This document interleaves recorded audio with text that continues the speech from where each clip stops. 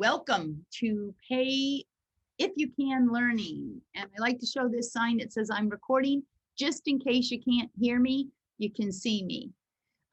We record these, I record these so that they can live on my YouTube site. So if you like what you hear and you'd like to tell your friends about it who can't make it at 6 o'clock Pacific Standard Time on Wednesdays, you can let them know that they can see these on YouTube. And guess what? We're all caught up. So if you missed last week, you can head there. Tonight, I'm kind of excited because if you read the little blurb that went out, I chose a course that I messed up pretty badly. And I want to tell you a lot about that. I want to tell you a lot. I want to just tell the story from start to end, and my experience with the course map, my experience with the course before, during, and after, and hope that you get more tonight than you came for. We're going to do the course dissection for sure. And whenever I'm sharing the truth about my experience, I have this little voice in the back of my head that's saying, my students should be saying, well, if the course map is not going to save you, how is it going to save us? Or, well, if you can't even make a firm decision, how the hell are we supposed to? But the point is, I'm sharing with you what the course map that I would never want to ever live without truly is, and its shortcomings, so that you embrace it for what it is, you use it for what it is, you don't make it into something more or less than it is. And this is a time where I'm going to ask everybody to mute. I think everybody is muted. You want to make sure that you've got a red mic next to participants. And now I'm going to screen share. And that just takes a second. And I'm going to go over the handy dandy reminders. So we are talking about course maps. I do think that you should love them and not leave them. If you are here and you have not embraced all that course maps are, welcome. If you are using course maps already and see their value, maybe you'll pick up some things that I do with a course map. And I'm hoping you should have some questions. One thing you'll see me do is skip around on the map a little bit. And if you're not understanding why I'm doing that, that would be an example of a good question. I am basing my course map thoughts on the 3 phases of my walkthrough. So I'm keeping in mind how much of my walkthrough I can enhance by using the course map effectively. And then I'm also got this little piece of the puzzle. Can the course map hinder my walkthrough? It can if I marry it too much. And I've had people say, I've had people give me a million reasons why not to use the course map, and I'm not going to spend time on them. But one of them is the last time I got intimate with a course map, it messed me up too much when the walkthrough, because it was different or because I had it wrong in my head or whatever. So I'm saying get past that. The value still, whatever you've come up with that makes you have the heebie-jeebies with the course map, the value of it is bigger for sure. So phase 1 of my walkthrough is the same as phase 1 of looking at the course map. That's geometry. This is a hard concept. The more experience that you have with the sport, it is likely the harder this concept will be. I learned the path and the flow of the course as a geometry exercise. In the very beginning, it is nothing, nothing to do with you or your dog. It is a design. It's a piece of art. Whatever you got to put your brain into examining it in a way that doesn't involve what you or your dog know.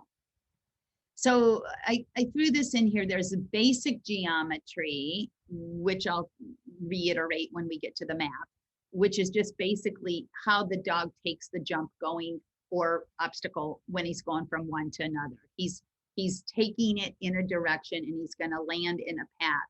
So when you think of a jump bar, that jump bar can be taken in think of a bunch of X's across that jump bar. Those are all the directions the dog could take that jump. So that's what I'm calling kind of basic, the line of the course. The more advanced geometry that I'm referring to as advanced geometry involves a stanchion and which stanchion to go around. So you could go around the left one and stay on course, or you could go around the right one and stay on course. So when you have that choice, and that is whether it's the back side of the jump, meaning the dog takes the refusal line and then the bar of the jump, or the dog is just doing a wrap, which means he jumps the jump and wraps tightly around the wing, meaning he took the bar and then the refusal line. So those are the ones where folks need lots of help. And I've got a fun system for figuring that out. Decisions. So when it comes time, after you have found the geometry, which means you've determined the best flow of the course, you're not doing a zigzaggy, you're making a flowing course. Then you decide if that's the path you're going to actually take. Then you get to put you and your dog's strengths and weaknesses into the equation. But I want you to be able to say, yes, I can see that the geometry would tell me that this is a softer, possibly easier way for my dog, but I do not have the skills to figure out how to get my dog on my left or my right, and vice versa if a side change is involved. Because what I find with most of the folks that I work with one-on-one is they actually do have a way. It's just not as convenient as going the other way, or they just didn't take the time to go through that little Rolodex of cues in their brain. We are finding, and if my predictions are correct, and they often are about course design, that judges are more and more and more going to create courses where the path for the dog is much, much easier than the easier handling. So they're going to make us pick, and they already are. They're going to let us pick the easier way, which is going to cause our dogs to take obstacles in ways that create more turns. Guess what happens then? One, the dogs sometimes get tired of turning. It's more fun to run straight if you're a dog. And or, which will affect different types of dogs in different ways. There was a second part there that just lost me, but it'll come up when we're on the course map for sure. And then your lanes, what you do with your lane. We've got the dog's lane figured out, and there's always only 3 things you can do with a lane, with your lane. You can parallel it. You can parallel the dog's path. It might be 2 feet away. It might be 20 feet away. It might be 60 feet away. You can converge on it, meaning you started out and you ended up converging, or you can peel away. And then it's up to you to know if converging, peeling away, or paralleling the dog's path is necessary and an advantage. I'm always looking for what is the advantage to me on this course. I personally work very hard to parallel my dog's path as much as I possibly can. I do not take peeling away and converging on the dog's path lightly. Do I do it? You betcha. whenever I have to, and I don't have an option of paralleling. Okay. The reason for all of this stuff is because at a trial, you have 8 minutes to walk a course. Sometimes you get lucky and you get more based on how the trial is running, but you are guaranteed 8 minutes. That means I want to budget my time very carefully because I have 3 parts of my body that have a job description. First part is from my neck up.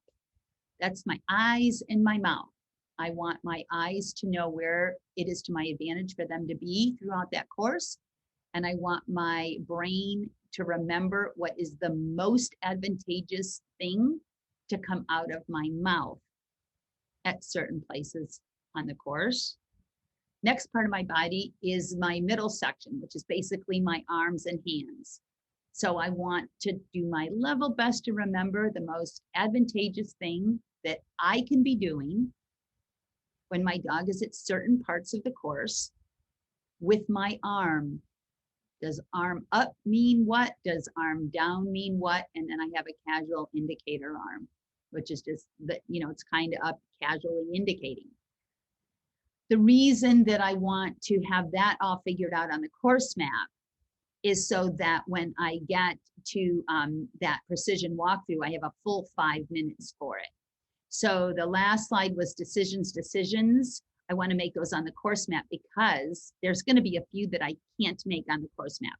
I have to double check where those obstacles really are. I have to get out there. When I hit that course, I have my fingers crossed tight that there's only 1 or 2 that I have to make. And I'm hoping I can make them within 3 minutes. Do I get to do that all the time? Nope, it's my goal because I want that 5 full minutes to walk. So this is my chance to thank you for coming. My email is sandy@acedogsports.com. We're not done. This is just the opening ceremonies. If you need to email me with ideas, criticisms, comments, please do so. I have a newsletter that you could sign up for that'll tell you about more things that I do. And we have a YouTube channel where all these recordings live, and Facebook and Instagram. Those are Ace Dog Sports. All righty. Enough of that. Okay, let's see. Should we look at the course? Should we look at the run? Look at the course, look at the run. Let's look at the course map. I'm going to turn Elmo on so we can do that. And Elmo is slow and lazy, so just give Elmo a minute, because if I start hitting buttons to rush him, it goes south.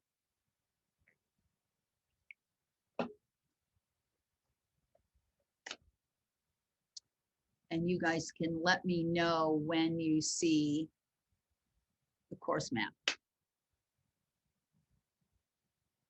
You should be able to see it. So if someone would unmute and say we see it. Don't see it. You don't see it? Nope. Okie dokie. Thank you very much. Oh, I know why.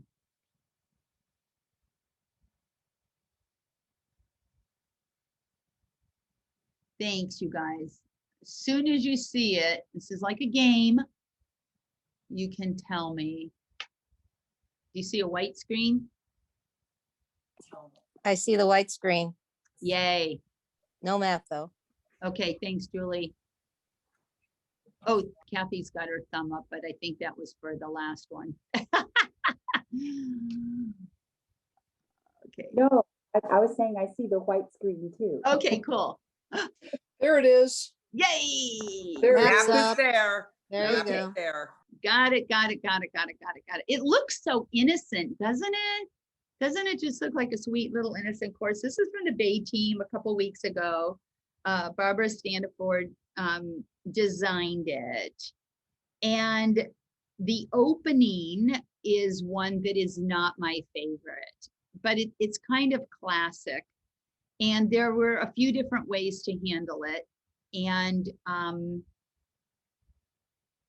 when I looked at the course map, I have an interesting way to handle these. So in my mind's eye, this is a box configuration handling. And it's actually double box, but so this is one side of the box, the 2, the 3, 6 would be the other side. The tunnel is the third side, and the 4 side just happens to be missing. So I would not normally like to lead out here unless I was going to this side of the box, unless my on course was on that side of the world.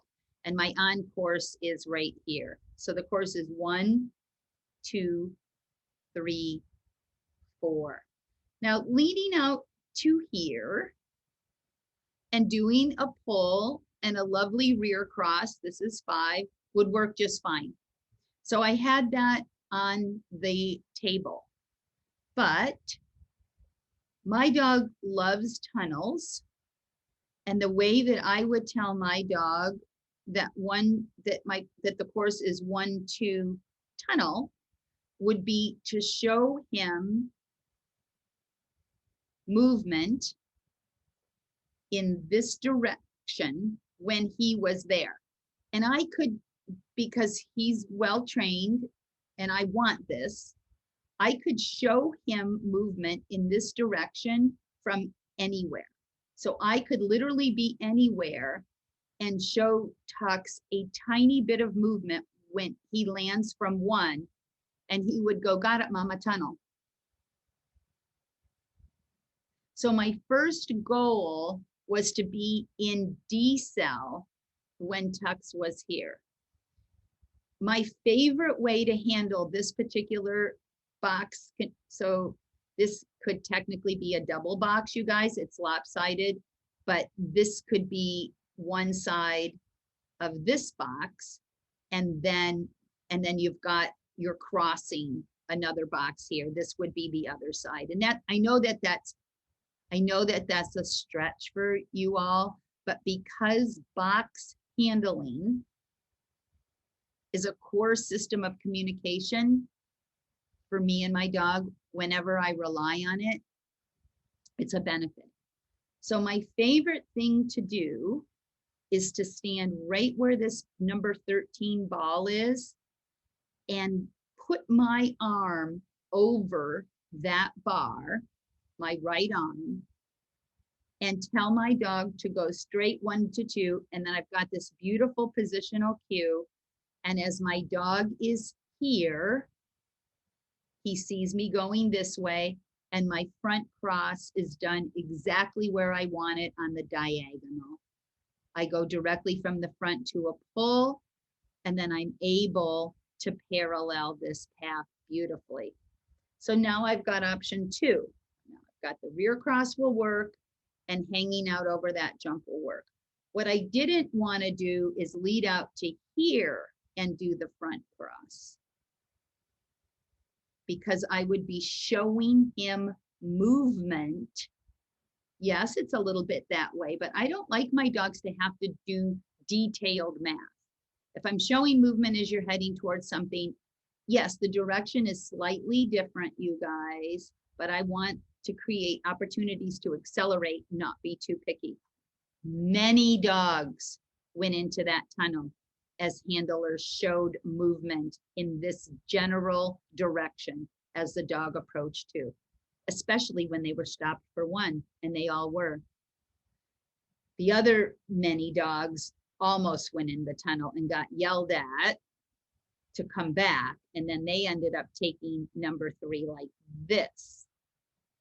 And then you've got a little bit of the zigzag, and then because these jumps were close, the spacing of the course was very clever. These big giant spaces and then these tight little spaces.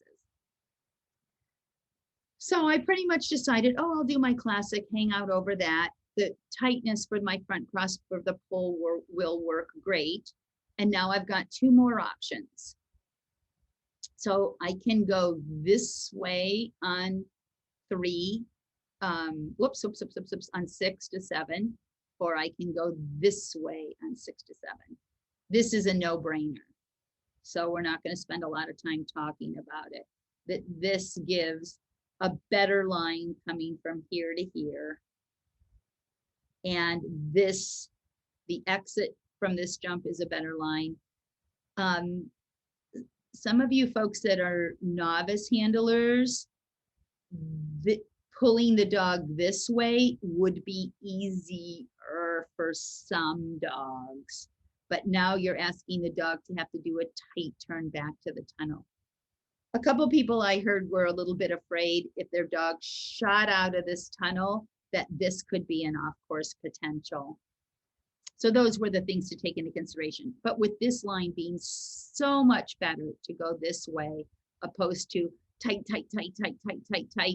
only to create tight, where this is nice and flowy to create very nice line. So 7, 8, not too much to worry about. 8, 9, not too much to worry about.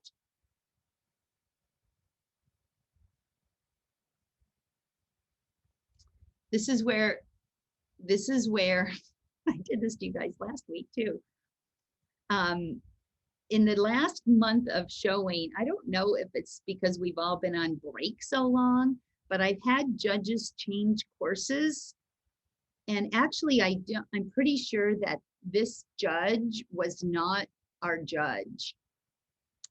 So they decided to not make this jump 10. That doesn't happen very often. So now the course goes like this. This would be a place where I would have a student say, see, that's why I don't waste my time on the course map. But there's still all the other bits to handle. I'm glad I remembered that. Then the dog is going to go from the tunnel to number from here to 12. Geometry, advanced geometry. Are we going to go this way to 12 and take 13 like that? Or are we going to go this way around 12 and take 13 like that?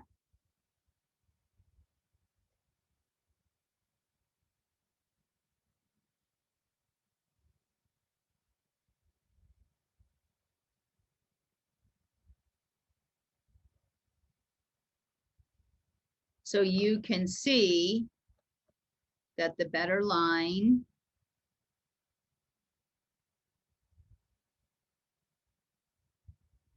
is like that, because this is crank down tight in order to create a worse line. That would be the way you would go, ladies and gentlemen, if this was the on-course jump. You would be better off to have the dog take this bar like this if you were going here.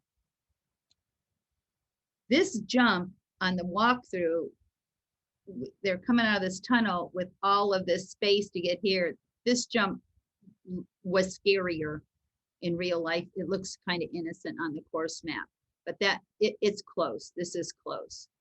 So once again, the judge made it safer to go what I would call the crappy way.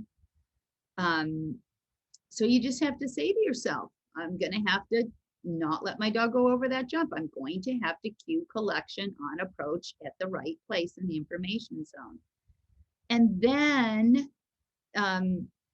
this went 15, 16, and now we have a backside, and there's really no choice. Nobody is going to think to go. Somebody could, Lord knows, somebody could say, oh, I'll bring my dog this way and go this way. Or they could even say, This is really good to be able to do this. Somebody that couldn't get that backside, had a super fast dog, could say, I'm going to stop my dog and I'm going to take them this way. And this is what I want everyone that's studying with me to not ever just go directly to the, well, that's a no-brainer. Go ahead and look at the other options always. So I could go around this stanchion, tighten out. I could go around the same stanchion and make a super crazy, unattractive line. But in this case, this path actually went to that backside. The backside for a dog that's been trained to do that was actually easier to get to than the onside. So that was that. And then you don't have the other markings because they're on this map. Is there any questions? You're welcome to unmute and tell me if you have any questions about the course before I start going, before I take you all into Sandyland and tell you what my little personal experience was with this course. Sandy, Mhm. I thought you said on the previous page that they removed jump 17. Did they only remove it in one direction? Correct. They renumbered. The jump stayed. Thanks, Suzanne. This is what happened.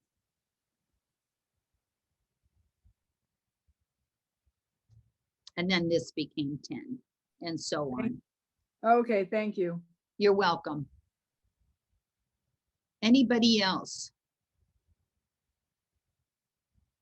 I can't see hands because I'm in screen share. So if you have a question, you can unmute. And if somebody wants to type a question in the chat, I would need someone else to read it. Some folks aren't comfortable talking. And so I want you to be able to type the questions in the chat. I just can't get to the chat because I'm screen sharing. I will get to it later if somebody's not brave enough to read them for me. Okay, we ready? We're going into Sandyland now. When I got out to the course, this is another little tip. I watch, if I'm not in another ring and I don't have a conflict, of course, I watch the course builders build. I watch the judge wheel. I'm trying to get, for lack of a better word, intimate with the actual obstacles. I need to look, when I'm handling, I look at the dog's path. I keep my eyes on the ground. So I need to make sure that I've gotten a good look at each of the jumps before I'm out there, or sometimes I'll come out of a front cross and see something that I don't recognize. And then I feel I'll get discombobulated and feel lost or get lost. I really, get a good look at the color. I'm not trying to memorize colors, but I let each jump sink into my head. And I started to notice that, this 1, 2, 3, it's like taking half of the course. And I got even more concerned about showing him movement the minute that he landed in that jump. I told you already for a second, I did not want to lead. I don't like to do lead out pushes.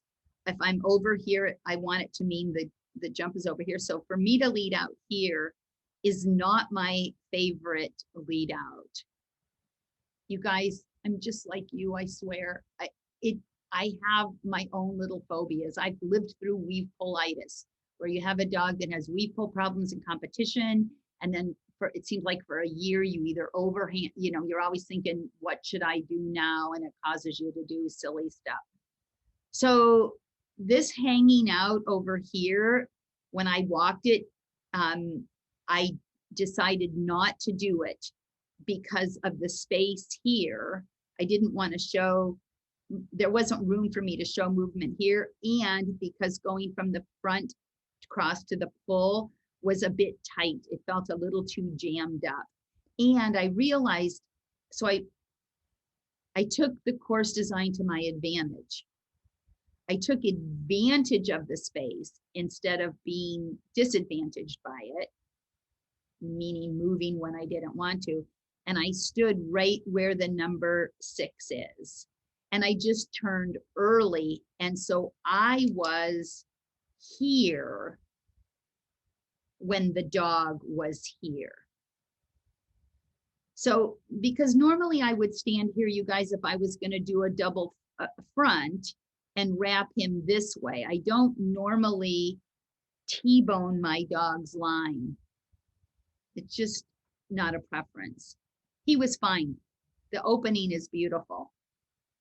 But that was my process.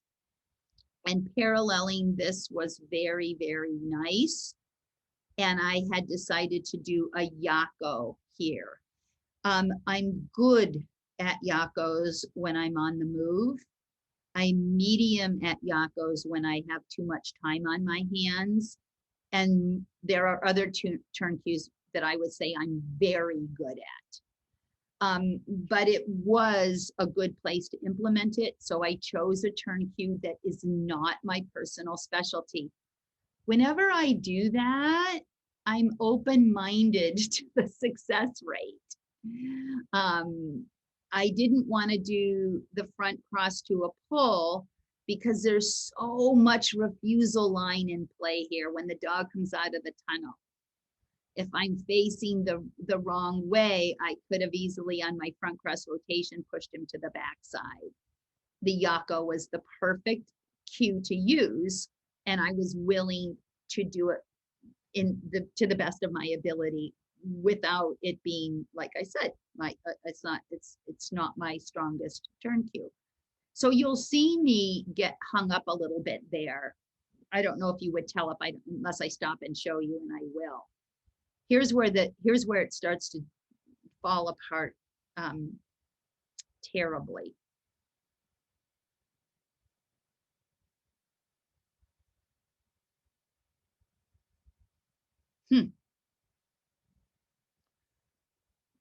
I want to share with you the reasons that this botched up so bad. And I think that I'm just realizing something. I may have been guilty of marrying the course map too much. And you guys will be able to see, we'll figure it out together. This will be fun. Because I have a student, Lonnie Cummings, and she did not fall victim to this. But it sure seems to me that this jump was back here. You ever have that experience? Because I traveled, first thing I don't do, well, the first thing that goes wrong, I got 1 through 5 really well.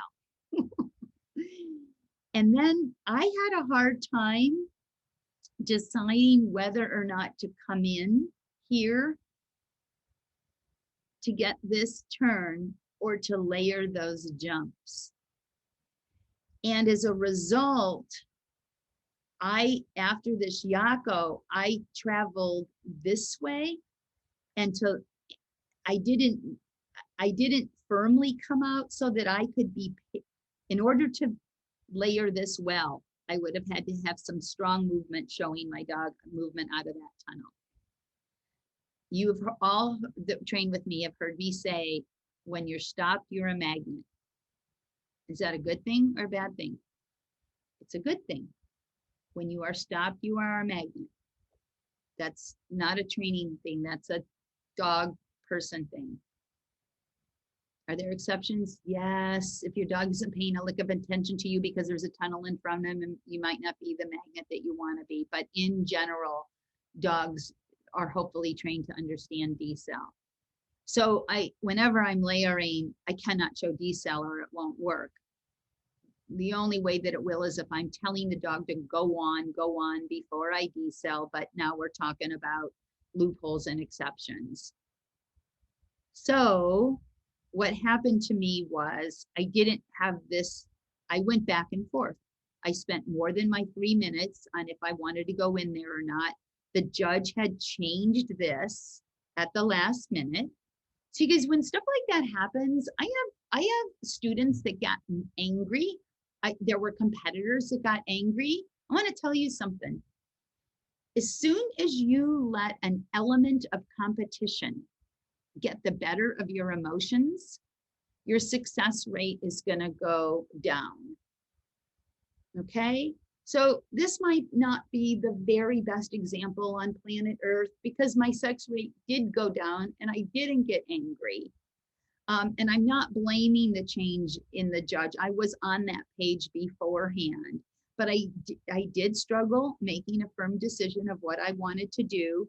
I knew if I was in deep, I knew my dog shooting out of this tunnel, yeehaw, double, yeehaw, that the turn I wanted to get on 9 would be way better off if I was in decel here, opposed to continuing to run. So again, the turn for 9 to 10, this is the information zone for Tux, maybe back here a little bit. So it was to my huge advantage to show decel when he's here. Can I get a turn without showing decel? Yes, that is training that I have worked very hard on, but I'm going to get the best turn if I can combine decel with my verbal turn cue. That's what I wanted. I was a little bit worried about whether or not it was going to work. Isn't that what happens to all of us? It's like, I'd like to be able to do this, but I don't know if it will work. Those, no matter how long you do agility, you're still going to get the privilege of those types of decisions.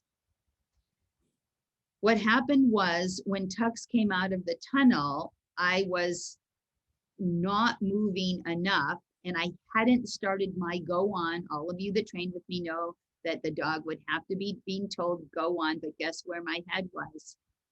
On the silly Yako. So that's okay. That's okay. I got a little bit caught up here. You'll see in the video. I didn't get my go on right. So you'll laugh at what Tux actually does. You can't probably guess what happens here. So then I had not determined that when I put the dog in 10, I hadn't decided how far to travel in this direction to get this turn. And I had looked at doing a tight pull and rear crossing 12 or coming in deep here and doing a front cross. Zillions of people screwed this up. But what I needed to do was realize that the refusal, this is what didn't happen. This was the detail that I never considered. And I always take refusal lines if I want to be past a jump or not. So when the dog exits the tunnel, depending on how they exit, you can't be up here because you put this jump into play. And that's exactly what happened to me. I was up here too far. To get the dog to come, the dog is actually coming back to this jump. So anybody that went past this half of the tunnel put that jump in play just by their motion. My one student that did it like beautiful, she was in this, and now this is making me think the map and the course are right. You know, that's what you want to do, right? The map was wrong. Because she decelled just as she was like that close to that entrance. And you can see clearly for the dog's path, if you're paralleling the path, that's the way to go. Whether you got in there and did a front, I wanted to rear it. So you'll actually hear me, if the volume is up enough, you'll actually hear me say, I'm sorry, baby, because it's just terrible. And then you'll get to see once I totally green light him for 13, 14, 15, I'm way over here, forget being up here. And I'm just like, go on, go on, go on. And this sail out. And then I do layer it the second time around and he just sails right, he comes out, boom, the no-brainer that it actually is. And then the ending's quite nice. So I'm going to show you the video, but beforehand, I would like to know, and I have a clean map to draw on if anybody needs me to, is there anything that I just said that you don't understand or doesn't make sense? You're not the only one. You may be the only one that admits it. Sandy, I have Yeah. a question. Mm-hmm. and I don't know if I missed something. It looks to me like the line you had from 4 to 5 went in the opposite end of the tunnel of 5. Oh, that's not the dogs. Oh, you're talking about this line here. Yes. I'm talking about when the dog came out of 10/11 to 12. That's this, I'm just showing the relationship of the, Okay. Okay. So you didn't, but when the dog takes 3 to 4, you don't have a line going to 5. I did it on this one. Okay. Okay. I swap out the maps when they get messy. Let me show you the course if that helps.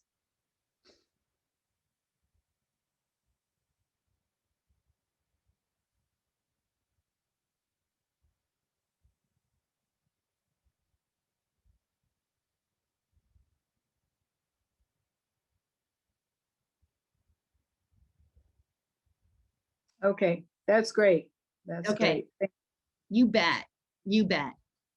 Yeah, I'm pointing out all kinds of stuff, where I'd be, where the dog would be, where the information zone, the relationship of the two obstacles, all that jazz. Any other questions?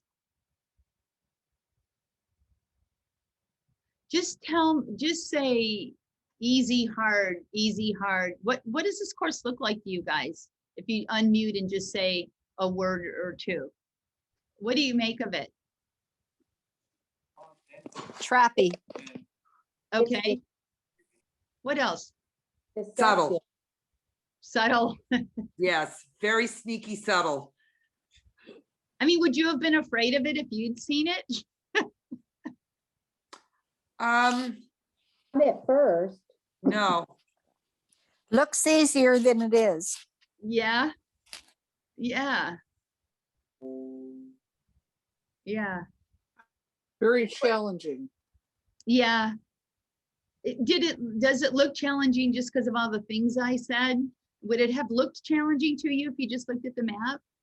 Yes. Okay. Yeah, the few parts, this bit, those distances. Yeah. PA's been throwing some silly Yeah, distances. messy in the middle. Messy in the middle. Yeah. Well, I guess I should say challenging for the dog I'm running now, for sure. Well, let me show you what happened. I'm getting better with the tech stuff, guys.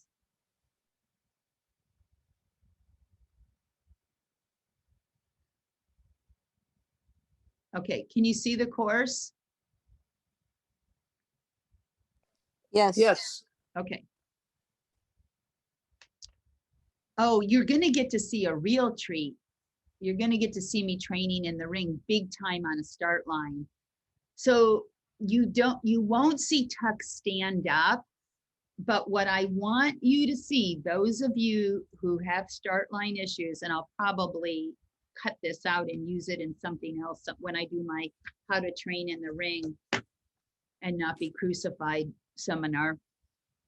I want you to notice my body posture when I speak to my dog. And I want you to notice that I don't hurry. You're also going to see something that I do not like to do in competition, that I do sometimes, that I tell my students not to do in training ever. And we don't often talk about it about in trial. I would prefer not to do what I did here. I did it because I had trouble on the start line. So you guys, there's ways and there's ways, and I can always explain why I do something that I would prefer not to. You know, I often joke about, you know, when you're at the sushi bar, there's no spaghetti on the menu. So what you're going to see that if I were my student, I would say, "Oh, you put your hand up and release simultaneously." Yes, I did. And it could, if I did it multiple times, I would get the exact same result that I warn you about, that I will have a dog that when I raise my hand will break a start line. Anything you do simultaneously with your release will become the release, period, of any, any, and all stories. And your dog won't be the exception, and neither will mine, but you will see me because I'm having trouble on the start line. So what he does is he stands up. He never moved his front paws, but that's a slippery slope that terrifies me. We were stood there for quite a while. I was the first dog in the jump height.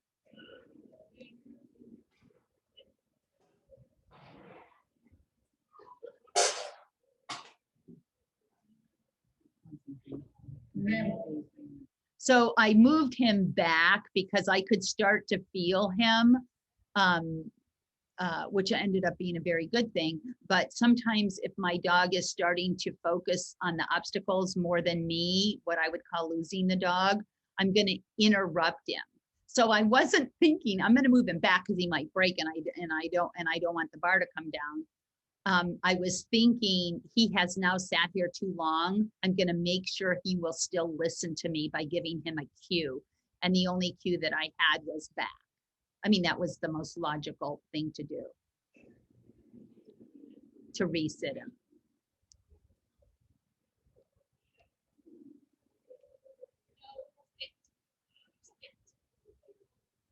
So when I turned, I had an intense upper body and my finger was pointing right at him.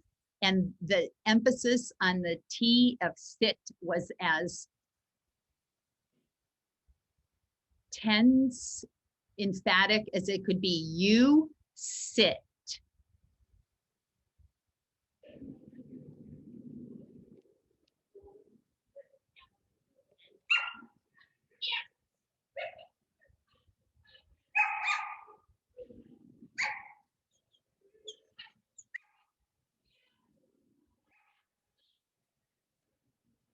So get out, go on, go get it. So my voice was a little bit hysterical. When your voice is hysterical like that, you guys, what happens is it puts the dog's attention on you. They're like, holy shit, is she all right? So instead of just giving him, as he entered the yellow tunnel here, instead of just saying to him, go on, go on, go on, I got that distance from the blue tunnel right here was, you know, it was like backing up, backing up, backing up, backing up, gummy, gummy, gummy, gummy, gummy, look, holding on, holding on. I mean, I got it done and I got out of it and the line was set beautifully. So, you know, I'm well on my way before he hits the refusal line. But now I'm too far ahead. So now as he goes into the tunnel, see, I should have just kept going into that space, because between my go on not being as emphatic as it normally is, and me showing decel as he goes in the tunnel, look, I see my back is coming up. I'm no longer driving forward and I'm doing a pull cue. He doesn't normally pay attention to me as he's going into tunnels. He is such a good dog. So now he's getting a strong pull with decel as he goes in and the hysterical talking. So this is what happens.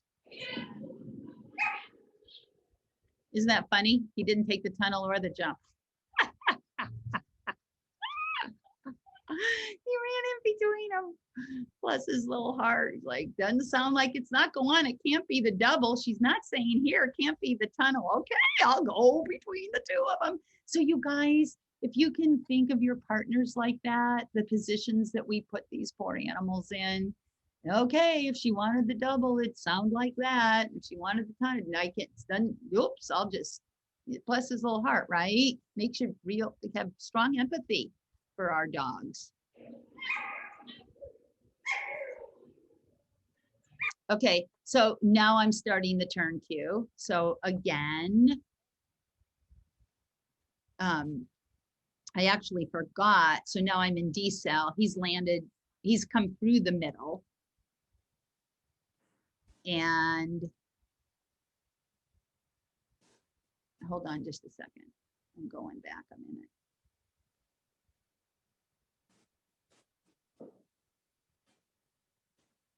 So now the only obstacle he can do is to go into the tunnel based on my position. So I'm not going to hold that against him.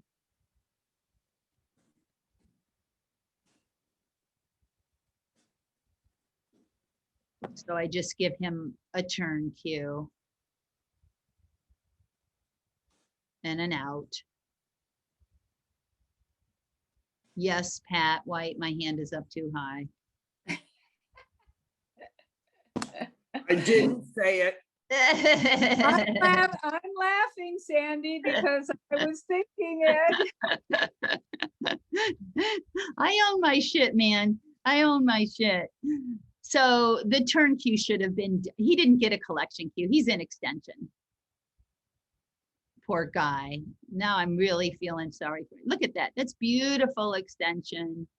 He's decided that after this, he's decided that he's no longer caring what my position is. So those of you that know Tuxedo, that's just, insulting for me to do that to him, to create that turn. So now it gets really bad. Look at you guys, the neck. Can you see my cursor? Yes. No. Oh, wait, there it is, yes. So this red, white, and blue jump is the next on-course obstacle. I should be back here in decel, but I'm running. So it's just so sad. And now I actually forget what I'm doing.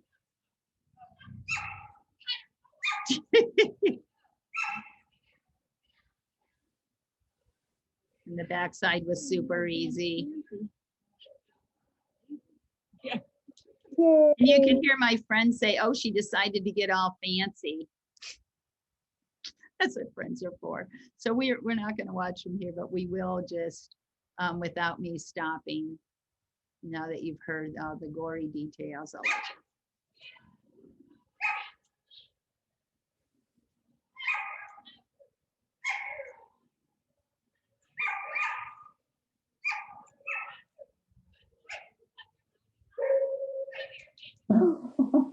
Like, I want to keep going, Mom.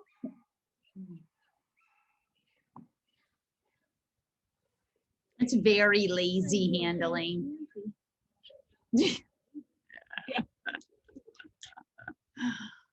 All righty.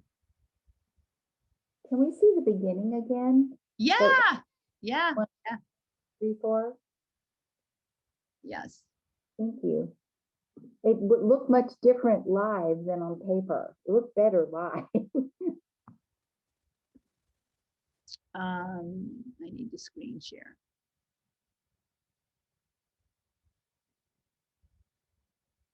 Do you want to see it in real time, or would you like me to slow a certain part down? You want to just see it in real time?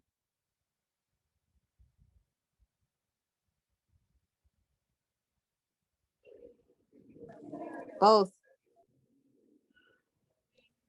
I'm sorry. Slow up to 4. I forgot I muted it. Okay, Thank you. we'll wait till I get out there.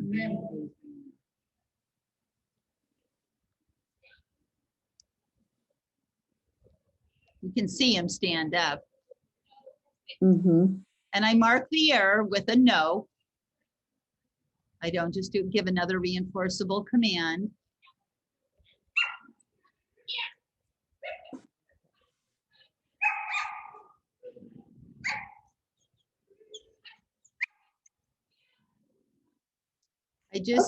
I don't,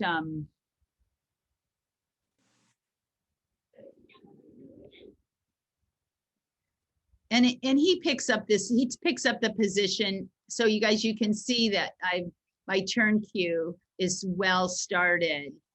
So for Tux, it was the information zone is just about on landing, and I've started the turn cue.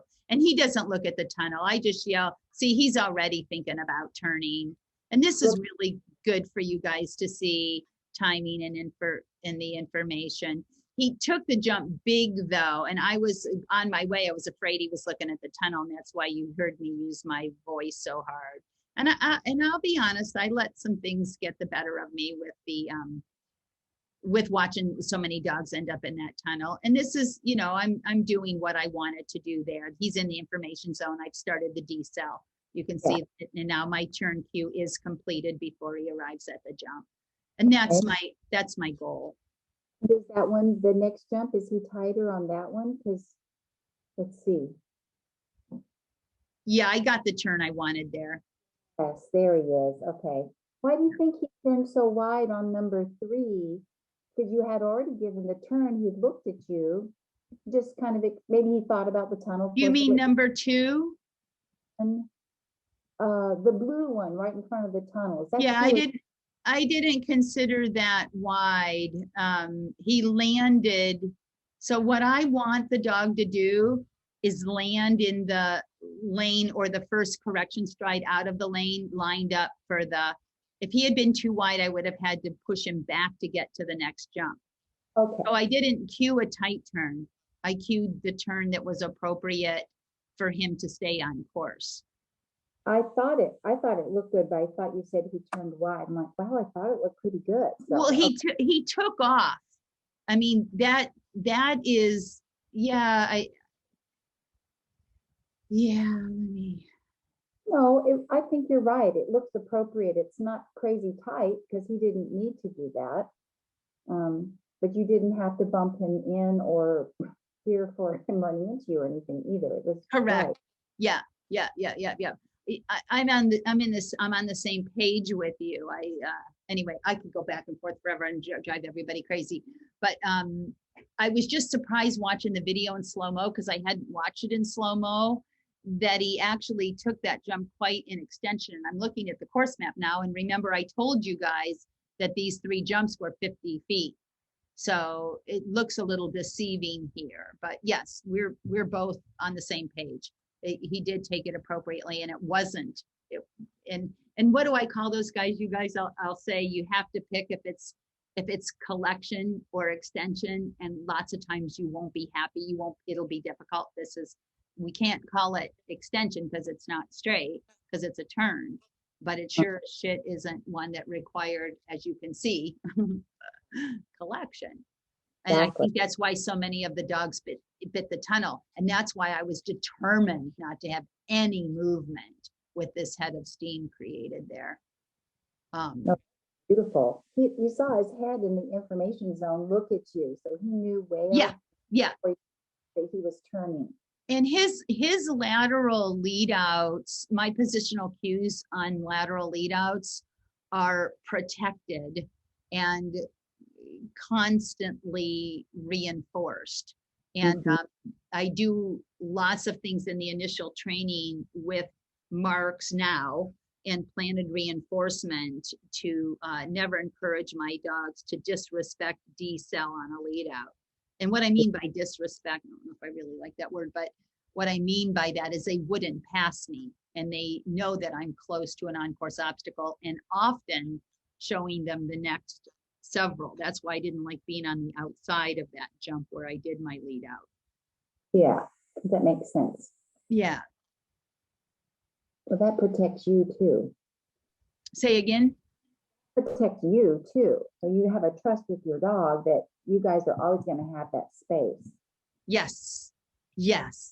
The space is, the position creates the lane. I have a question, Sandy. Yeah. I think it was on the finish run, on the way out, you said that was lazy handling. I don't get it. Oh, no, I didn't mean there. The ending was the whole it's thing. just where it spewed out. Yeah. Okay, Yeah. I was stamping the entire thing, which is, I'm glad you said that, Becky, because the opening wasn't lazy handling. That's beautiful. And I don't have to say that because I screwed up the layer that it was, but once I got to 12 and I was like saying, I'm sorry, sweetheart. Well, yeah, it looked like you were discombobulated. It didn't look lazy. Okay, all right, I'll take that. I'll wear that hat. So you guys, there is something that a point that I want to make, so please don't leave. It's 7:02 and I'm gonna say this, and then I understand that people do need to leave. The biggest point that I wanted to make tonight is that 2 hours later, I won the Grand Prix. Oh, nice. Thank you. And it was my second win, 2 for 2, that buys me my round into second round at nationals, which was my goal. But, you know, Tuxedo and I have to work real hard to win those Grand Prix because we are not the fastest dog in the class. And I've had that dog many times in my lifetime. So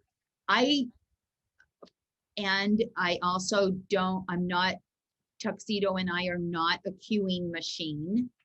And I can't risk having a bad run ruin my day because I cannot handle the way I want. I've chosen a very specific way of doing this sport. I like a performance. I like as many details and I like to influence my dog as much as I possibly can when I'm handling. I enjoy that. And I can't remember when I was talking about, I have jobs for from my neck up and from my mid body and my lower body. I have jobs assigned. That's a lot to remember. I put a lot of responsibility on myself. If I add the layer, I can't do it all. I can't do it all. I'm not expecting to do it all. I'm hoping to do half of it. If I can do half of it, I'm going to stay on course. If I can do more than half, I have the chance of having a really good run. And if I can do 3/4 of it, I just might have a really awesome run. But if I let negativity, beating myself up, woulda, coulda, shouldas, influence me, I cannot be clean-minded enough to win the Grand Prix 2 hours later. And I don't know if other people can, but I can't. And you know what else? After 30 years, I don't friggin' wanna, because I have had the last run with an agility partner before, and I don't want to get all teary-eyed and melancholy on y'all, but those days come. And any day that I've got another run to you know, like AKC Nationals, you know, I've had so many friends over the years where, you know, it's such a mental and emotional experience. And when you are in the ring with your dog and sharing a day with your dog, you get to pick your mental and emotional experience. And if you're squandering it, you're crazy. Because any day you get to another run, and at AKC Nationals, you know, I mean, I've knocked bars in the first run, and then you're in that hell of, can you make it in the top 4 to get into the challengers? And if you get into challengers, which I have more than once, you know, I mean, it's exciting, you know, but it's also like you just wanted to get into finals and not. But this is for anybody on any level. Sometimes when I start talking about national events, you guys, just making time on a novice run is it's the same. It's the wanting it. It's the working hard for it. It's the obtaining it. And it is easy in this sport to let it not, it's golf, you guys. It cannot be perfected. It can't be. That's the addiction factor. So having techniques to deal with I mean, I don't even get disappointed because I like that run. I'm like, oh, now I can show all my students that, yep, I'm right again. It's still do as I say. And if I don't do what I say, I will suffer the consequences, you know, getting hysterical, blah, blah, blah, you know, will cause my dog to question me just the same as yours. So the moral of the story is have some do what it takes to be the competitor you want to be, the trainer you want to be, and the handler you want to be. And I'm just very close to wrapping up my 3 hats, which will be 3 separate seminars on tackling those 3 things as a mission. I can help you unfold weaknesses in training that could be in your way, strengths and weaknesses in handling that you can take advantage of or modify. Same for being the competitor that you want to be. So that's all I've got. I can hang out and take some questions. Otherwise, we'll wrap it up. And you've got my email, sandy@acedogsports.com. Please get on the newsletter, acedogsports.com, to know more about. I'm working on all kinds of online stuff coming up. Hey, Okay. Stan, Thank you, Sandy. Thanks for coming, Kathy. Thank you so Thanks, much. Sandy. Thank Thanks. you, Sandy. Bye. Thank A you. really, really fun night. Thank you. Thanks. Thank you. Thanks. I have a question for you. Yeah. Did you have to do something to teach yourself to let it go when you have a chaotic run? Yes. So what did you do? I read every book on sports. I listened to iPods, and I would get, most of them would irritate me and frustrate me, and I would get one little thing from everything.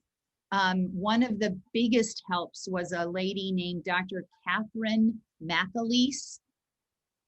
She's on Facebook. It's MCALEESE.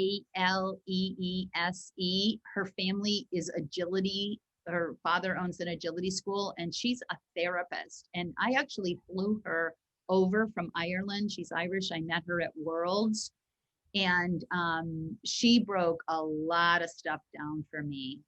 And I'm hoping to collaborate with her on being the competitor you want to be. But I made the decision. I want to love my sport. I want to enjoy my dog. I want. Same with handling, same with training. And I just made up my mind. I will learn how. I didn't know how, Suzanne. I did not know how to do it. And I could wish it away all I wanted, and I didn't have the skills. So I learned. There is nothing that you want to learn in life that isn't for sale, that someone isn't teaching. And just think about it, the self-help in sports industry, it's a whole giant world. Yeah, it is. It is. And there's tons of people that are making a living helping people like us.